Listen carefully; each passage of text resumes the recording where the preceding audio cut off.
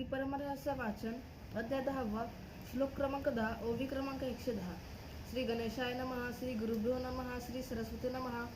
आसप्तमुखमूलं शुद्धं यस्य चोभयापक्षं तया जंगमवश्यं दीक्षा माहेश्वरी शुभः.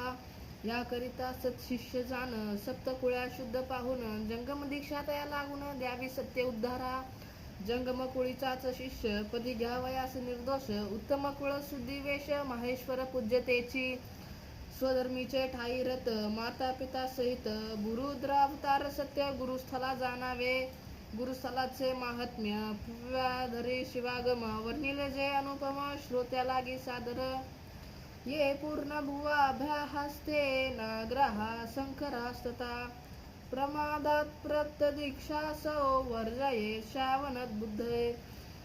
माहेश्वरी दीक्षा कारणे सप्तकुळ्या विवाहित असणे तरीच माहेश्वरी दीक्षिते पावणे परिपूर्वी माता वर्ज